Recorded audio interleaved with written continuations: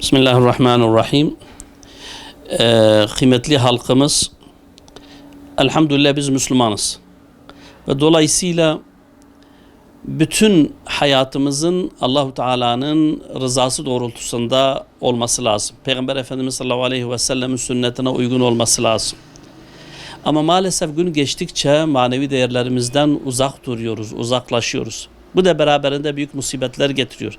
Hem dünyamız hem ahiretimiz maalesef harap oluyor. Ve bu musibetlerin en çok bugün muzdarip olduğumuz bu musibetlerden bir tanesi de evliliklerin zorlaştırılması, gençlerimizin evlenemez hale gelmesidir. Çünkü bu aynı zamanda beraberinde büyük günahların, büyük fitnelerin, kötülüklerin de yayılmasına sebep oldu. Çünkü Peygamber Efendimiz sallallahu aleyhi ve sellem evlenmeyi teşvik ediyor. Allahu Teala evlenmeyi emrediyor.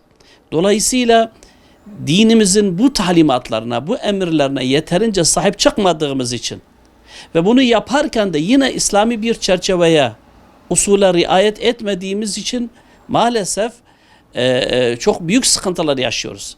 Bugün gençlik elden gidiyor. Haramlar diz boyu. Bir taraftan şer güçler bütün kötülükleri olabildiğince kolaylaştırmışken, ucuzlaştırmışken, rahat bir şekilde ulaşılabilir bir hale getirmiş iken, diğer tarafta bakıyoruz Müslüman anne babalar bunun farkında değil. Bu oyunun, bu hilenin farkında değildir. Ne yapıyorlar? Onlar da olabildiğince evliliği zorlaştırıyorlar.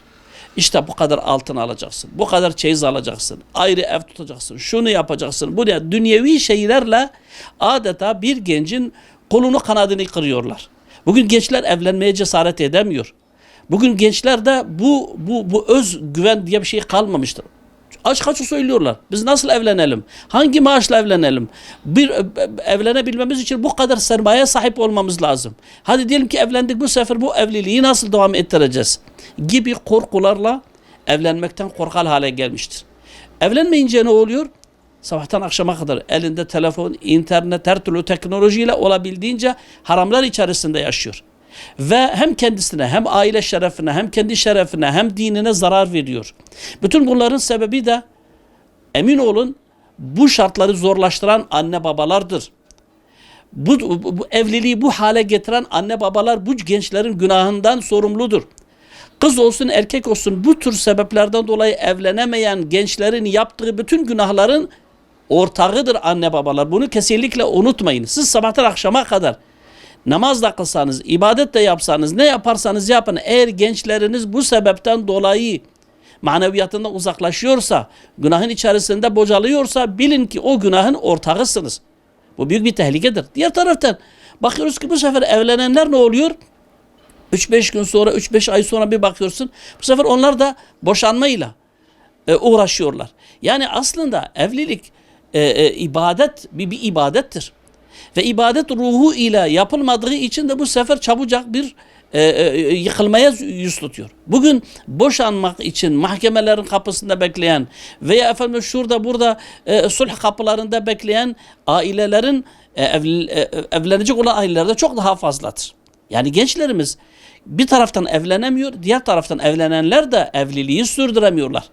Bu sebeplerden sonra yani bu da hepsi ya maddiyattır, maneviyat eksikliğidir, maddiyatın beraberinde getirdiği meşakkatlerdir. Bu hem dünyamızı hem ahiretimizi perişan ediyor. Oysa evlilik dinimizde neslin devamı içindir. Çocuklarımızın temiz bir zürriyete sahip olması içindir. Peygamber Efendimiz diyor ki evlenin, dininizin yarısını evliliğinizle kurtarın. Geri kalan için de Allahu Teala'dan korkun diyor. Yani aslında evlilik bu kadar karlı bir ibadettir. Dininin yarısını evlilikle gençlerimiz kurtarabilirken biz onların önünü kesiyoruz, zorlaştırıyoruz ve dolayısıyla dinleri tehlikededir, namusları tehlikededir, hayatları tehlikededir. Her gün bu sebepten dolayı intiharlar, her gün bunun için kavgalar, şunlar bunlar, haramlar artık parklarda, çarşılarda, her tarafta gençlerin yani böyle aklı almaz kötülüklere bulaşması. Yani bütün bunların sebebi dediğimiz gibi evliliğin zorlaştırılmasıdır. Kolaylaştırmamız lazım. Evliliklerimiz İslami çerçevelere göre olsun. Kızı istemelerimiz, düğünlerimiz, bütün bu süreçler Allah-u Teala'nın razı olduğu bir çerçevede olması lazım ki bereketli olsun. Maalesef bunlara dikkat etmiyoruz. O yüzden toplumumuz her geçen gün daha büyük bir tahribat içerisinde. Gençlerimiz almış başını gidiyor. Kızlarımız aynı şekilde. Yani böyle bir toplumun geleceği olamaz. Böyle bir toplumun geleceği tehlikededir. Çünkü şu anda nesil de yok oluyor, gençlik de yok oluyor, iman da yok oluyor. Değerler de, namus da, iffet de her şey bununla beraberdir. O yüzden bir an önce bu yanlıştan dönmemiz lazım. Aslımıza dönmemiz lazım, dinimize dönmemiz lazım ki bu musibetlerden kurtulalım.